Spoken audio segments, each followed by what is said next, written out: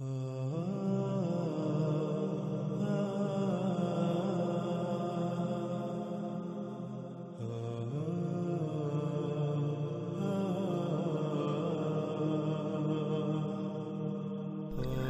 رسول اللہ صلی اللہ علیہ وآلہ وسلم نے اس روایت میں جو بات بیان کی، جو راز ہمارے سامنے رکھے، وہ انتہائی دہلا دینے والے اور چونکا دینے والے ہیں اور آنکھیں کھول دینے والے ہیں۔ اس میں سب سے پہلی بات یہ کہ رسول اللہ صلی اللہ علیہ وآلہ وسلم نے کہا کہ پیدائشی اندھے کو ٹھیک کرے گا، یعنی اسے آنکھیں دے گا، اندھوں کو آنکھیں دے گا، اور برس یعنی جزام یعنی جو جلدی بیماریاں ہوتی ہیں، جو جلد کی بیماریاں ہوتی ہیں، کوڑ وغیرہ، ایسے مریضوں کو ٹھیک کرے گا، اور حیات دے گا موت کو، یعنی جیسے اللہ سبحانہ و تعالی حیات دیتے ہیں موت کو۔ اللہ سبحانہ و تعالی نے قرآن میں کئی مقامات پر یہی الفاظ بیان کیے کہ اللہ حی کرتا ہے موت کو۔ اور اللہ کیسے حی کرتا ہے موت کو؟ اللہ سبحانہ وتعالیٰ قرآن میں بالکل واضح کرتے ہیں کہ اللہ سبحانہ وتعالیٰ کہتے ہیں، اللہ سبحانہ وتعالیٰ پانی کو نازل کرتا ہے، یعنی بارش برساتا ہے، اس بارش سے زمین حیات نکالتی ہے۔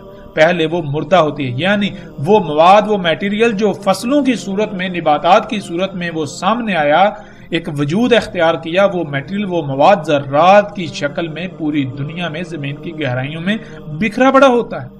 تو اس مواد کو، ان ذرات کو اللہ سبحانہ و تعالیٰ کیسے اکٹھا کرتے ہیں، نباتات کی صورت میں لاتے ہیں، حیات کرتے ہیں، پھر انہی نباتات سے جاندار اور انسان وغیرہ وجود میں آتے ہیں۔ یہ ہے موت کو حیات کر۔ تو رسول اللہ صلی اللہ علیہ وآلہ وسلم نے کہا دجال موت کو حیات کرے گا، یعنی دجال بارشیں برسائے گا، ان بارشوں کی وجہ سے زمین اپنی پیداوار نکالے گی۔ دجال زمین کو امر کرے گا، حکم دے گا کہ اپنی پیداوار نکال، اپنی نباتات اگا، تو زمین اسی کے امر سے اپنی نباتات نکالے گی، پھر انہی نباتات سے طرح طرح کے جاندار وجود میں آئیں گے، انہی سے پھر انسان وجود میں آئیں گے۔ یہ ہے دجال کا موت کو حیات کرنا۔ اور یہ اس کا کیا ہے؟ یہ سارے کا سارا اس کی دعوت ہے انسانوں کے لیے کہ میں تمہارا رب ہوں، یعنی انسانوں کو یہ کہہ رہا ہے کہ تم نے اپنی تمام تر ضروریات کو پورا کرنے کے لیے مجھ پر ہی توکل کرنا ہے، مجھ پر ہی توکل کرو، مجھ پر ہی انحصار کرو۔ تو ناظرین، کیا آج یہ سب کچھ ہماری آنکھوں کے سامنے نہیں ہو رہا؟ انہی مشینوں، انہی ایجادات کے ذریعے موت کو حیات میں تبدیل نہیں کیا جا رہا؟ زمین جو کہ پہلے مردہ ہوتی ہے، موت کی صورت میں ہوتی ہے، اس کو حیات میں تبدیل نہیں کیا جا رہا؟ صحراؤں کے صحرا سرسبز و شاداب کھیتوں میں تبدیل نہیں کیے جا رہے؟ انہی سبزیوں سے، انہی پھل فروٹ سے، انہی فصلوں سے کیا انسان اور باقی جاندار وجود میں نہیں آ رہے؟ کیا آپ اسی رزق سے اپنا وجود نہیں بناتے؟ تو رسول اللہ صلی اللہ علیہ وآلہ وسلم نے کہا، پس جس نے کہا تو میرا رب ہے، یعنی جس نے جواباً اس بات کو تسلیم کر لیا، جس نے اپنی ضروریات کو پورا کرنے کے لیے اسی پر توکل کیا، پس تحقیق یعنی بلا شک و شبہ وہ فتنے میں پڑ گیا، وہ دجال کے فتنے کا شکار ہو گیا۔ فتنہ جیسے کہ ہم پہلے بھی جان چکے ہیں، فتنہ ہوتا ہے اصل کے مقابلے میں نقل کا آ جانا، اور آپ کے اوپر یہ امتحان پڑ جائے کہ ان میں اصل کون سی ہے، اور اگر آپ چاہتے یا نہ چاہتے ہوئی نقل کو اختیار کر لیں، اس کا انتخاب کر لیں، تو یہ ہے فتنے میں پڑنا۔ ناظرین، اصل کیا ہے؟ اصل رب کیا ہے؟ اللہ سبحانہ وتعالی نے قرآن میں بار بار حکم دیا کہ فطرت پر قائم ہو جائے، یعنی جیسا جس طرح اللہ سبحانہ و تعالیٰ نے خلق کیا تھا، خلق کیا ہے، جیسے اللہ سبحانہ و تعالیٰ جس قانون کے مطابق خلق کرتا ہے، اسی پر تم نے انحصار کرنا ہے، اسی سے تم نے اپنی ضروریات پوری کرنی ہے۔ اور یہ اصل ہے، اس اصل کے مقابلے پر ایک نقل آئی۔ وہ نقل کیا ہے؟ انسانوں کے اپنے ہی ہاتھوں سے خلق کردہ طرح طرح کی مخلوقات۔ ایک طرف اللہ اگاتا ہے، وہی فصل اس سال میں ایک بار ہوتی ہے، دوسری طرف انسان کی خلق کردہ فصل، ان مشینوں سے، ان ایجادات سے فصل جو خلق کی جاتی ہے وہ سارا سال ہوتی ہے۔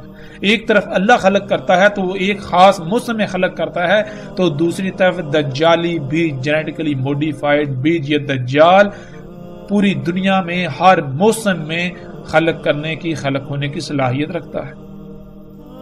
یہ ہے اصل کے مقابلے میں نقل، یہ ہے فتنہ۔ اب انسانوں کے اوپر یہ امتحان ہے کہ وہ اصل کو اختیار کریں یا پھر نقل۔ تو یہ دجال، یہ نقل اتنی خوشنما ہے کہ اصل کے مقابلے پر یہ اصل کو بھی نقل ثابت کر رہی ہے۔ تو انسانوں کی اکثریت اسی دجل کا، اسی دھوکے کا شکار ہو چکی ہے۔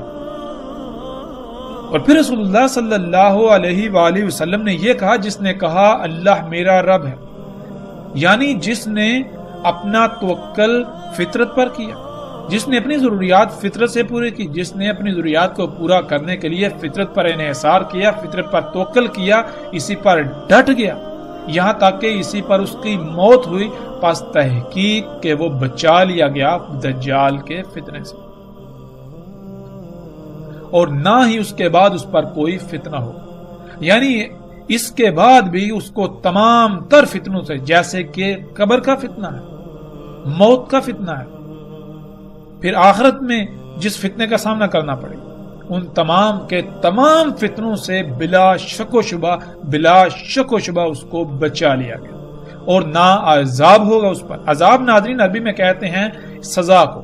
اللہ سبحانہ وتعالیٰ نے اس کائنات کو ایسے خلق کیا، ایک پیچیدہ ترین مشین کی طرح، اس میں توازن قائم کیا۔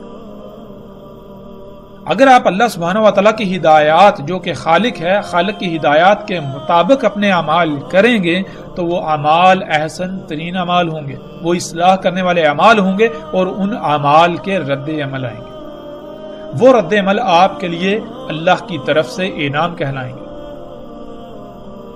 اور اگر آپ خالق کی ہدایات کے خلاف عمل کرتے ہیں تو ان اعمال کے بھی رد عمل آئیں گے، لیکن وہ رد عمل انتہائی تباہ کن ہوں گے۔ تو وہ جو رد عمل ہوں گے وہ آپ کے لیے انعام کی بجائے عذاب، یعنی آپ کے اپنے ہی ہاتھوں سے کیے ہوئے اعمال کی وجہ سے ہلاکتوں کا سامنا، سزا کا سامنا کرنا پڑے گا۔ وہ ہلاکتیں، وہ رد عمل آپ کے لیے سزا کہلائیں۔ تو رسول اللہ صلی اللہ علیہ وآلہ وسلم نے کہا کہ ایسے شخص پر کوئی عذاب نہ ہوگا، یعنی کہ جب تک اس پر دجال کا فتنہ واضح نہیں تھا، وہ دجال کو اپنا رب بنائے ہوئے تھا، تو وہ بھی باقی انسانوں کی طرح انجانے میں فساد کر رہا تھا، ایسے عمل کر رہا تھا جس میں کائنات میں فساد ہو رہا تھا۔ تو جب اس کے اوپر دجال واضح ہو گیا، جب اس کے اوپر حقیقت کھل گئی، اس کے اوپر یہ فتنہ بالکل واضح ہو گیا کہ میں تو دجال کو رب بنا چکا ہوں، تو وہ بغیر کسی بہانے کے، بغیر کسی ہیلے حجت کے فوراً اللہ کی طرف پلٹا، فوراً اس نے اللہ سے رجوع کیا، فوراً وہ فطرت پر قائم ہوا، وہ اعمال کیے جس کا اللہ نے حکم دیا، یعنی دجال کی آگ کو اختیار کیا۔ تو اس پر جو پیچھے اس نے دجال کے فتنے کا شکار ہونے کی وجہ سے جو اعمال کیے تھے وہ سارے کے سارے بخش دیے جائیں گے، ان کا کوئی حساب کتاب، ان کے بارے میں کوئی پوچھ گچھ نہیں ہوگی۔ ناظرین، پھر آگے رسول اللہ صلی اللہ علیہ وآلہ وسلم نے کہا، پس دجال رہے گا زمین میں اس وقت تک جس وقت تک کہ اس کا رہنا اللہ کے قانون میں ہے، یعنی اللہ سبحانہ و تعالیٰ نے دجال کا زمین پر رہنا قانون میں کر دیا، اس کی مدت طے کر دی۔ تو جتنا اللہ کے قانون میں ہے اس وقت تک دجال زمین پر رہے گا۔ ناظرین، اب سوال یہ پیدا ہوتا ہے کہ اللہ سبحانہ و تعالیٰ نے قانون میں زمین پر دجال کا رہنا کتنا کیا؟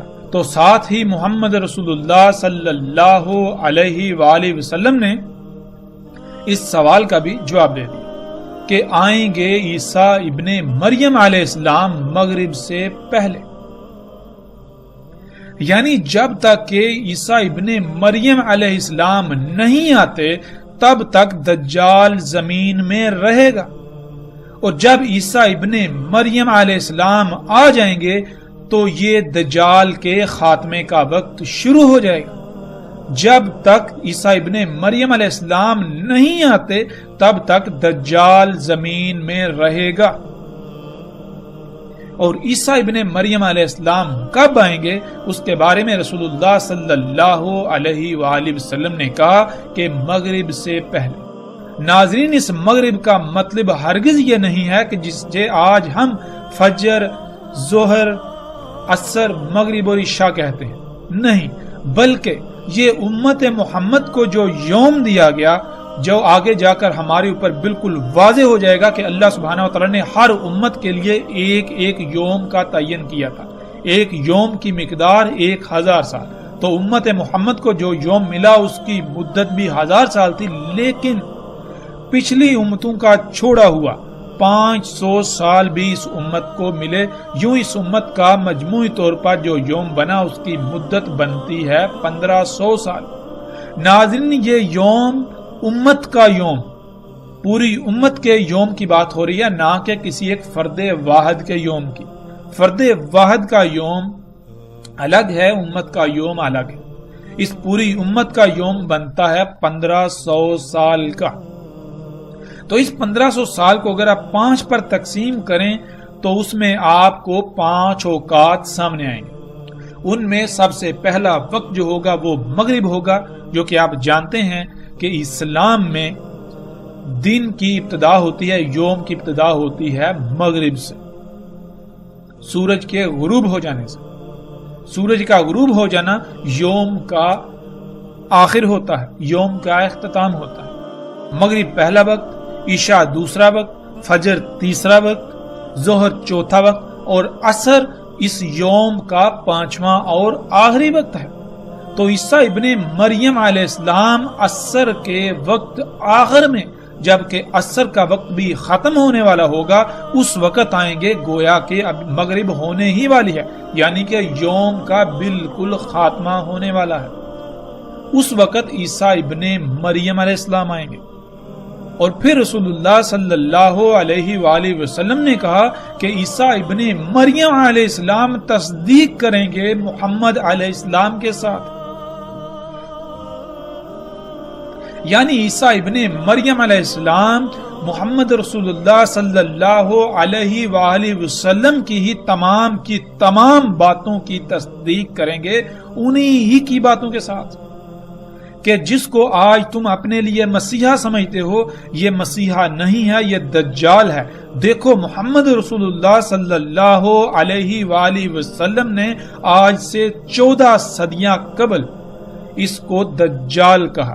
آج جن اشیاء کو تم اپنے لیے مسیحا سمجھتے ہو، اپنے لیے فائدہ سمجھتے ہو، وہ تمہارے لیے فائدہ نہیں ہے، وہ تمہارے لیے مسیحا نہیں ہے، یہ سب دجال ہے، یہ سب دھوکہ ہے۔ تم اس دجل کا شکار ہو چکے ہو، تم نے اس کو اپنا رب بنا لیا ہوا ہے۔ اور جیسا کہ ہم نے شروع کی اقصاد میں بھی رسول اللہ صلی اللہ علیہ وآلہ وسلم کے ان الفاظ کو سامنے لایا تھا کہ رسول اللہ صلی اللہ علیہ وآلہ وسلم نے کہا تھا کہ میں تمہیں دجال کے بارے میں سب کچھ بیان کر چکا، وہ جتنی بھی جیسی بھی جو بھی ایجادات ہوں گی، جو بھی واقعات ہوں گے، جو بھی حادثات ہوں گے، سب کے بارے میں تفصیل کے ساتھ ہر پہلو سے کھول کر بتا چکا۔ لیکن اس کے باوجود مجھے یہ یقین ہے کہ یہ ممکن ہی نہیں کہ وہ تمہاری عقلوں میں آ جائے، یعنی کہ تم اسے رب بنا لو گے۔ تم دجال کے بارے میں طرح طرح کی کہانیاں گھڑ کے دجال سے ہی غافل ہو جاؤ گے۔ دجال کی حقیقت کو پسے پش ڈالتے ہوئے دجال کو اپنا رب بنا لو گے اور اس راز کو آ کر کھولیں گے واحد ایک ہی شخصیت، اور وہ کون ہوں گے؟ وہ عیسیٰ ابن مریم علیہ السلام آئیں گے۔ اور پھر رسول اللہ صلی اللہ علیہ وآلہ وسلم نے کہا کہ عیسیٰ ابن مریم علیہ السلام ہی ان کی ملت پر ہوں گے، یعنی رسول اللہ صلی اللہ علیہ وآلہ وسلم نے یہ بالکل واضح کر دیا کہ اس وقت دنیا میں واحد عیسیٰ ابن مریم علیہ السلام وہ شخصیت ہوں گے جو محمد علیہ السلام کی ملت پر ہوں گے، جو ابراہیم علیہ السلام کی ملت پر ہوں گے۔ پس قتل کریں گے دجال کو، پھر اس میں کچھ شک نہیں، جو ہے وہ ساتھ کا قیام ہے۔ یعنی رسول اللہ صلی اللہ علیہ وسلم نے پھر یہ بتایا کہ عیسیٰ ابن مریم علیہ السلام دجال کو قتل کریں گے۔ دجال کو قتل کرنا کیا ہے، آگے جا کر تفصیل کے ساتھ اس موضوع پر بات ہوگی آئندہ ایک ساتھ۔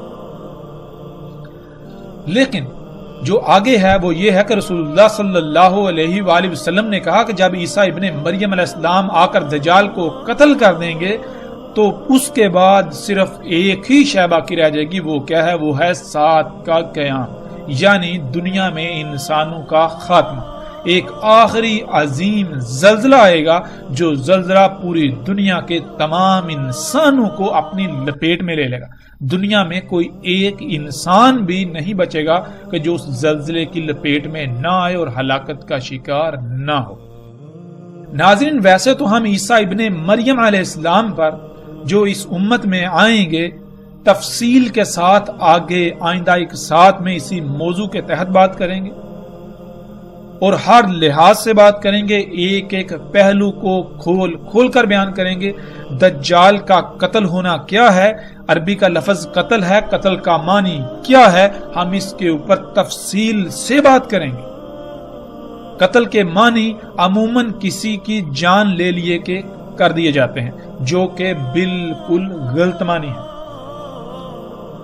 قتال عربی میں کہتے ہیں لڑائی کرنے کو. اب لڑائی زبان سے بھی ہوتی ہے، الفاظ سے بھی ہوتی ہے، لڑائی ہتھیاروں سے بھی ہوتی ہے، لڑائی ہر محاذ پر ہوتی ہے، لڑائی نظریات کی بھی ہوتی ہے. تو کس لڑائی سے آپ کسی کو شکست دیتے ہیں وہ شکست عربی میں قتل کہلاتی ہے. اگر آپ جسمانی طور پر کسی شخص کے ساتھ یا کچھ شخصیات کے ساتھ لڑائی کرتے ہیں تو اس میں یقینی طور پر جس کی شکست ہوگی اس کو ہم عربی میں قتل کہیں گے، یعنی اس کی جان چلی جائے گی. اسی طرح اگر آپ کسی نظریے کے خلاف قتال کرتے ہیں یعنی لڑائی کرتے ہیں، عربی میں قتال لڑائی کو کہا جاتا ہے، نہ کہ گردنے مارنے کو. قتال کہتے ہیں لڑنے کو. اب اگر آپ کسی سے نظریات کے خلاف لڑتے ہیں، اگر آپ کی جنگ نظریات و عقائد کے خلاف ہے، اگر آپ کی جنگ کسی اور موضوع پر ہے، کسی اور لحاظ سے ہے، تو اسی لحاظ سے جو آپ لڑائی کریں گے وہ عربی میں قتال، اور جو سامنے والے کو یا دشمن کو جو شکست ہوگی وہ قتل کہلاتا ہے. لیکن اس پر تفصیل کے ساتھ ہر پہلو سے جو بات ہوگی وہ آئندہ آنے والی ایک ساتھ میں. لیکن یہاں ایک بات جو بہت بڑی بات ہے وہ یہ کہ وہ تمام کے تمام حضرات جو کہ قادیانی یا احمدی کہلاتے ہیں، جو مرزا غلام احمد کو عیسیٰ ابن مریم کی نسل سمجھتے ہیں یا عیسیٰ ابن مریم سمجھتے ہیں، جو غلام احمد کو احمد سمجھتے ہیں یا پھر اسے مہدی سمجھتے ہیں، جو بھی سمجھتے ہیں، اگر تو وہ واقعتاً عیسیٰ ابن مریم یا ان کی نسل تھا تو پھر رسول اللہ صلی اللہ علیہ وآلہ وسلم نے یہ کہا کہ عیسیٰ ابن مریم علیہ السلام جب تک نہیں آئیں گے تب تک دجال زمین پر رہے گا. جب عیسیٰ ابن مریم علیہ السلام آئیں گے تو دجال کا خاتمہ، دجال کا زمین پر ٹھہرنے کا وقت ختم ہو جائے گا. تو کیا غلام احمد قادیانی کی موجودگی میں دجال کا قتل ہوا؟ کیا اس کے بعد یا اس کی موجودگی میں دجال کا خاتمہ ہوا؟ اگر بات کی جائے قادیانی حضرات کی، احمدی حضرات کی، غلام احمد کی، تو اس نے تو کہا تھا کہ دجال یہود و نصارہ کے علماء و پادریوں کا نام ہے. تو کیا ان یہود و نصارہ کے علماء و پادریوں کا خاتمہ ہو گیا؟ غلام احمد قادیانی کی موت ہوئے بھی دہائیاں گزر چکی، اس کے باوجود دجال تو ویسے کا ویسے موجود ہے. یعنی جس کو اس نے دجال قرار دے دیا، جس کو اس نے دجال کہا تھا کہ یہود و نصارہ کے علماء و پادری ہی دجال ہیں، اگر وہ دجال تھے، اگر غلام احمد قادیانی سچا تھا تو پھر یہ سب ختم ہو جانا چاہیے تھا. لیکن ہم دیکھتے ہیں کہ یہود و نصارہ کے پادری و علماء، ان کے جو ربی ہیں، وہ محمد رسول اللہ صلی اللہ علیہ وسلم کے وقت بھی موجود تھے، غلام احمد قادیانی کے وقت بھی موجود تھے اور آج بھی موجود ہیں. اور اگر یہی دجال تھے تو محمد علیہ السلام کو ان کے بارے میں کہتے ہوئے کوئی آر محسوس ہو رہی تھی، کیونکہ وہ تو اس وقت بھی موجود تھے.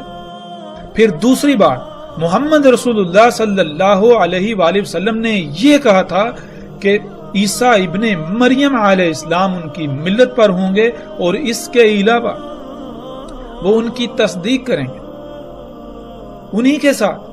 تو آپ غور و فکر کریں کہ کیا غلام احمد قادیانی نے کچھ ایسا کیا، کچھ ہٹ کر کیا؟ پھر رسول اللہ صلی اللہ علیہ وآلہ وسلم نے جو بات کہی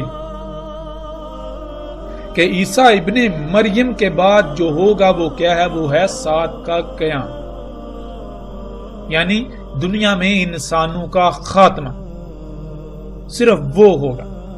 تو اب ہم ناظرین جب غور و فکر کریں، دیکھیں تو غلام احمد قادیانی کے وفات کے بعد، اس کی موت کے بعد، اس کی موت کو دہائیاں گزر چکی، اس کے موت کے بعد بھی بڑے بڑے عوامل وقوع پذیر ہو رہے ہیں۔ اگر غلام احمد قادیانی سچا تھا تو اس کی موت کے بعد جو جو عوامل وقوع پذیر آج ہو رہے ہیں وہ ان کے بارے میں بتا کر جاتا، جیسے محمد علیہ السلام نے ایک ایک بات کو تفصیل کے ساتھ بیان کیا۔ اور اگر وہ سچا تھا تو اب تک تو سات کا قیام بھی ہو جانا چاہیے تھا، لیکن کیا ہے کہ ابھی تک تو سات کا قیام بھی نہیں ہوا۔ پھر اس کے علاوہ قرآن میں الواقعہ کا ذکر ہے، قرآن میں آسمان کے پھٹ جانے کا ذکر ہے، قرآن میں الحاقہ کا ذکر ہے، قرآن میں القاریہ کا ذکر ہے، قرآن میں اور بہت سارے بڑے بڑے واقعات کا ذکر ہے، لیکن کیا ہے کہ غلام احمد قادیانی نے کسی ایک موضوع پر بھی لب کشائی نہیں کی، انسانیت کی رہنمائی نہیں کی کہ الحاقہ کیا ہے، القاریہ کیا ہے، الواقعہ کیا ہے۔ کسی بھی موضوع پر غلام احمد قادیانی کے کوئی الفاظ نہیں ملتے، اگر ملتے ہیں تو ان کا حقیقت کے ساتھ دور دور تک کوئی تعلق نہیں۔ اور جیسے جیسے ہم آگے بڑھیں گے تو انشاءاللہ اللہ کے فضل سے ناظرین ہم ایک ایک پہلو کو ہر لحاظ سے کھول کھول کر بیان کریں گے۔ قادیانی اس سمیت ہمارا کسی سے کوئی مقابلہ نہیں ہے، لیکن ہم یہ ضرور کہیں گے کہ اگر کوئی اپنے آپ کو سچا کہتا ہے تو اس کو اپنے آپ کو سچا ثابت کرنا پڑے گا۔ اگر وہ چاہتا ہے، اگر وہ یہ کہتا ہے کہ وہ سچا ہے، تو ہم اس کو دعوت دیتے ہیں کہ دنیا کے کسی بھی پلیٹ فارم پر آ جائیں، قرآن سے، ہم اللہ کی کتاب سے، ہم اللہ کے قوانین سے، ہر لحاظ سے اس کو باطل ثابت کریں گے۔ اگر وہ حق پر ہوا تو ہم اس کے حق پر ہونے کی گواہی دیں گے، لیکن اگر ہم نے اسے باطل ثابت کر دیا، اللہ کی کتاب نے، اللہ کی اس کائنات نے، اللہ کے قوانین نے اس کو باطل ثابت کر دیا، تو کیا وہ حق پر ایمان لائیں گے؟ یہ ہمارا چیلنج ہے۔ اور الحمدللہ ہم کسی قسم کے کسی فتوے پر یقین نہیں رکھتے، کسی قسم کے ایسے جھگڑے پر یقین نہیں رکھتے کہ جو منافقین کی علامت ہو۔ ہم اگر یقین رکھتے ہیں تو وہ رکھتے ہیں عمل پر، ہم اگر یقین رکھتے ہیں تو ہم یقین رکھتے ہیں دلائل پر، ہم اگر یقین رکھتے ہیں تو ہم یقین رکھتے ہیں علم پر۔ بات ہوگی کھل کر ہوگی، ہر لحاظ سے ہوگی، علم کی بنیاد پر ہوگی۔ ہم سے آپ چاہے لاکھ سوال کریں، کروڑ سوال کریں، ہم کسی سوال کو گھمائیں گے نہیں، کسی سوال کو پھیریں گے نہیں، ہم کسی سوال پر کسی قسم کی محاذ آرائی نہیں کریں گے۔ ہم انتہائی اطمینان اور تسلی سے آپ کی بات سنیں گے، اور انتہائی اطمینان اور تسلی سے ہر لحاظ سے اپنے ہوش و حواس پر قابو رکھتے ہوئے، ہر لحاظ سے اللہ کی سنت کو اپناتے ہوئے، اللہ کا رنگ اختیار کرتے ہوئے جواب دیں گے۔ تو اس میدان میں الحمدللہ ہر خاص و عام کو ہماری طرف سے دعوت ہے کہ وہ میدان میں آئیں۔ اگر وہ اپنے دعوے میں سچے ہیں تو وہ آ کر ہمارے سوالات کے جوابات دیں۔ ناظرین جیسے جیسے ہم آگے بڑھیں گے، آئندہ ایک ساتھ میں ہم اس موضوع پر ہر لحاظ سے بات کریں گے، لیکن جب اس موضوع کا وقت آئے گا اب ہم پلٹتے ہیں واپس اپنے اسی موضوع کی طرف جس پر ہم بات کر رہے ہیں۔ تو ناظرین اپنی ارد گرد غور و فکر کریں اور دیکھیں کہ کیا دجال کی وجہ سے آج یہ ممکن نہیں ہو گیا کہ جن لوگوں کی آنکھیں نہیں، یہ آنکھیں ضائع ہو جاتی ہیں تو ان کو آنکھیں لگائی جا رہی ہیں، آنکھیں ٹرانسپلانٹ کی جاتی ہیں۔ ٹرانسپلانٹ تو دور کی بات ہے، بلکہ مصنوعی آنکھیں بھی تیار کر کے وہ لگائی جا رہی ہیں۔ اسی طرح یہاں تک کہ دل تک مصنوعی بنا کر وہ لگائے جا رہے ہیں۔ اور جذام کے مریض، ان کی بھی ہر لحاظ سے ٹریٹمنٹ کی جا رہی ہے، ان کا بھی علاج کیا جا رہا ہے، یہاں تک کہ آپ کا پورا چہرہ تبدیل کر دیا جاتا ہے، آپ کی پوری کھال بدل دی جاتی ہے۔ یہ سب کچھ آج آپ اپنی آنکھوں سے ہوتا ہوا دیکھ رہے ہیں۔ اس طرح ناظرین دجال کا موت کو حیات کر، دجال موت کو حیات کرے گا۔ ناظرین اس بارے میں ایک بہت بڑی غلط فہمی پھیلا دی جا چکی ہے جو کہ لوگوں میں عام ہے۔ وہ یہ کہ وفات شدہ انسانوں کو جو کہ مر کر گڑھوں میں دفن ہیں ان کو زندہ کرے گا، یعنی ان میں روح کو پلٹائے گا۔ یہ بات بالکل غلط اور بے بنیاد ہے، اس کا ظہیرہ احادیث میں کہیں بھی ذکر نہیں ملتا۔ احادیث میں جو الفاظ آئے ہیں وہ یہ ہیں یحیی الموت، جس کے معنی ہے موت کو حیات کرنا۔ قرآن میں اللہ سبحانہ وتعالی نے کئی مقامات پر یہی الفاظ اپنی طرف منسوب کر کے بیان کیے کہ اللہ حیا کرتا ہے موت کو، بالکل یہی الفاظ۔ اور نہ صرف اللہ سبحانہ وتعالی نے کئی مقامات پر یہ ذکر کیا بلکہ اس کی باقاعدہ وضاحت بھی کر دی کہ اللہ کیسے موت کو حیات کرتا ہے۔ اللہ سبحانہ وتعالی نے تمام مخلوقات کی پہلے موت خلق کی۔ موت کہتے ہیں چھوٹے چھوٹے ذرات کی شکل میں اس مواد کو جس مواد سے شے وجود میں لائی جاتی ہے۔ اور اللہ سبحانہ وتعالی نے انسانوں کو بھی کہا کہ پہلے تم اموات تھے، پھر تمہیں حیات کیا، پھر اموات ہو جاؤ گے، اس کے بعد پھر زمین سے نکال کھڑا کیا جائے گا۔ اور اللہ سبحانہ وتعالی نے بہت ہی تفصیل سے بتا دیا کہ اللہ کیسے موت کو حیات کرتا ہے۔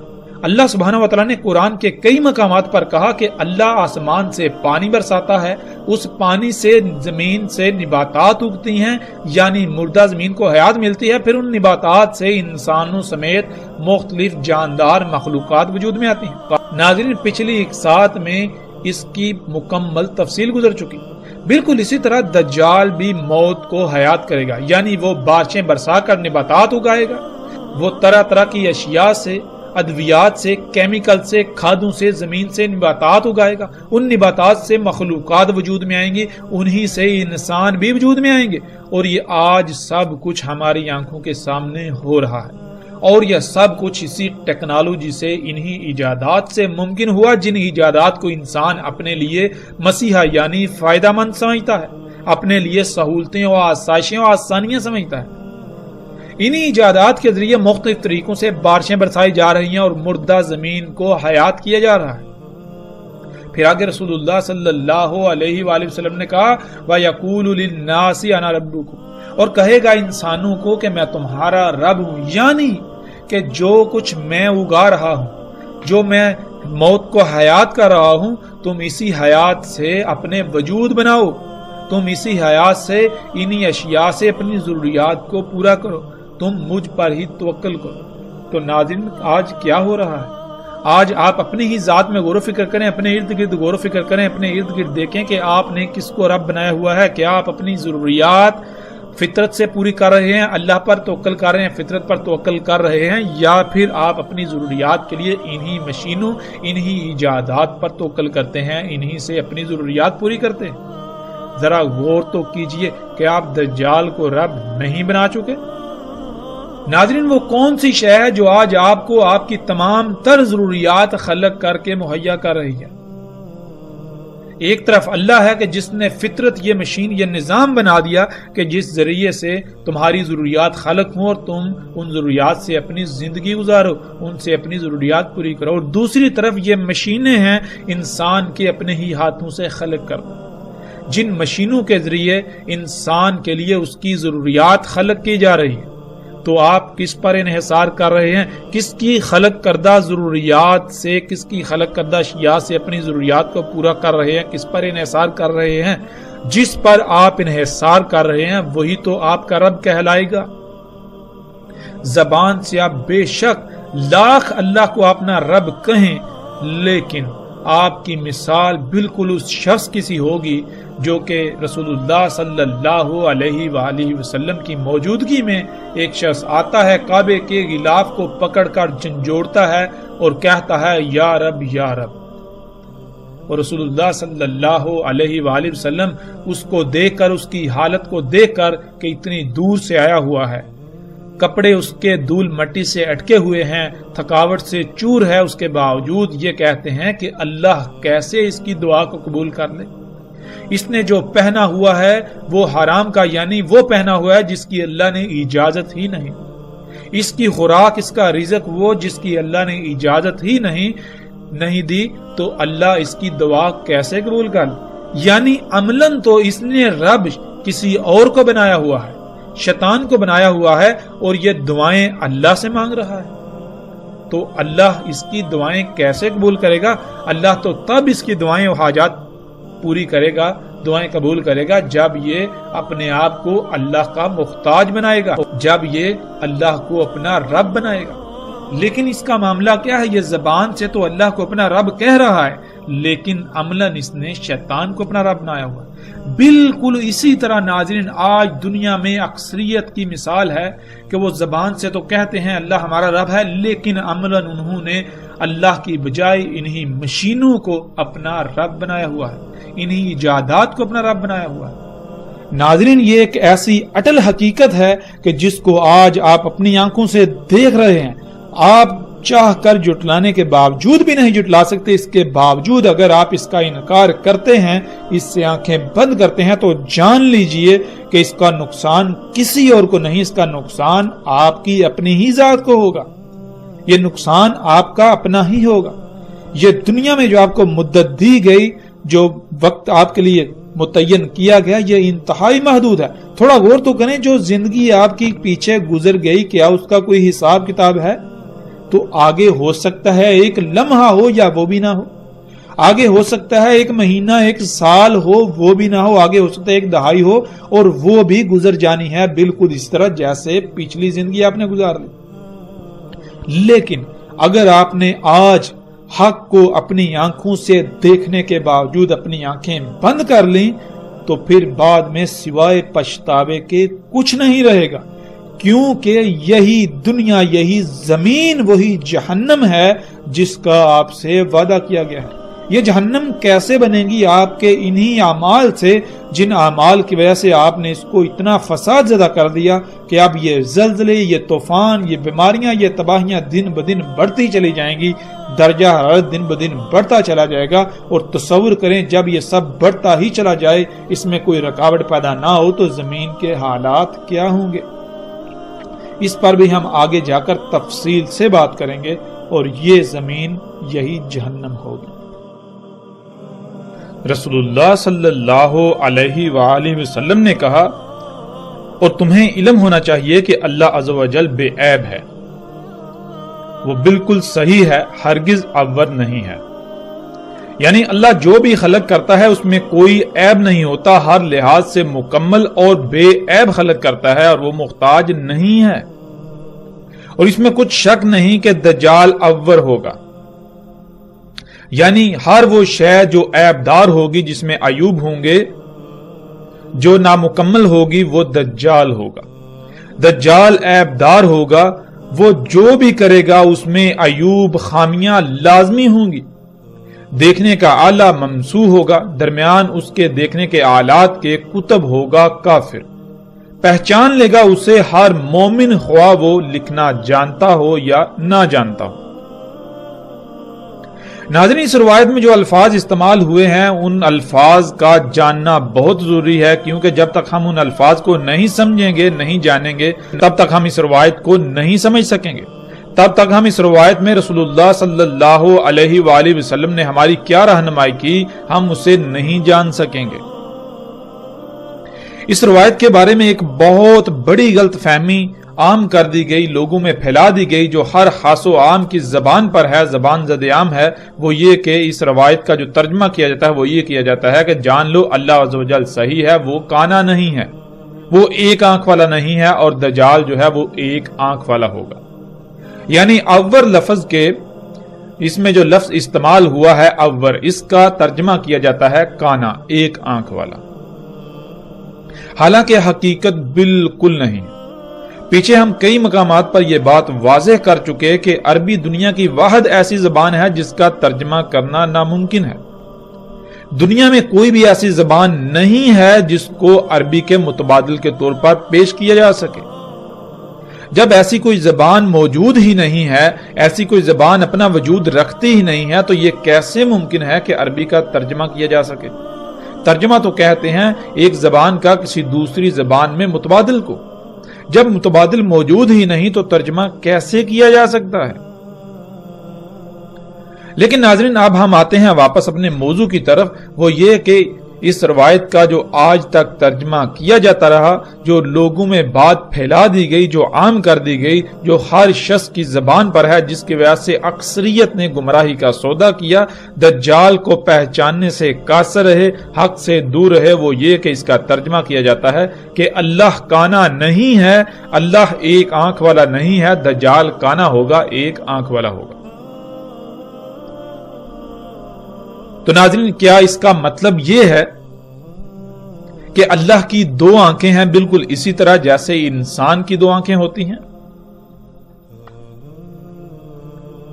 ناظرین، سب سے پہلا سوال تو یہاں پیدا ہوتا ہے کہ کیا ہم اللہ سبحانہ و تعالیٰ کو اس دنیا کی زندگی میں، اس دنیا میں دیکھ سکتے ہیں؟ جب ہم اللہ کو اس دنیا میں دیکھ ہی نہیں سکتے تو پھر یہ کیسے ہم کہہ سکتے ہیں کہ اللہ کی دو آنکھیں ہیں یا اللہ ایک آنکھ والا نہیں ہوگا؟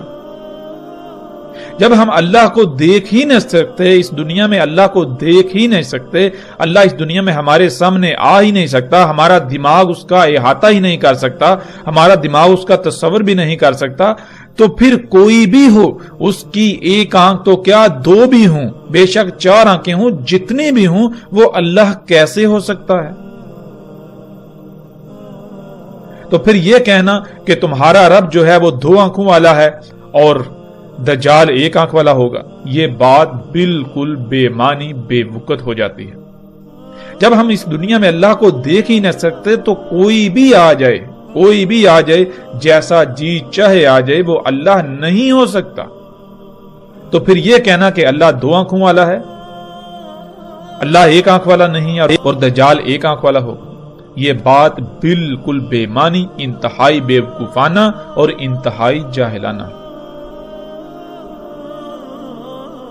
ناظرین، اصل بات کیا ہے اور حقیقت کیا ہے؟ حقیقت یہ ہے کہ اس روایت میں جو لفظ استعمال ہوا وہ لفظ ہے عور، اور عور کہتے ہیں کسی بھی شے کا ایک ہی پہلو دیکھ پانا۔ اللہ سبحانہ و تعالیٰ نے قرآن میں واضح یہ کہا کہ اللہ سبحانہ و تعالیٰ نے ہر شے کا اس سے جوڑا خلق کیا، ہر شے کے دو پہلو ہیں۔ اللہ عز و جل جو ہے وہ صحیح ہے، اس کے لیے عور ہونا نہیں ہے۔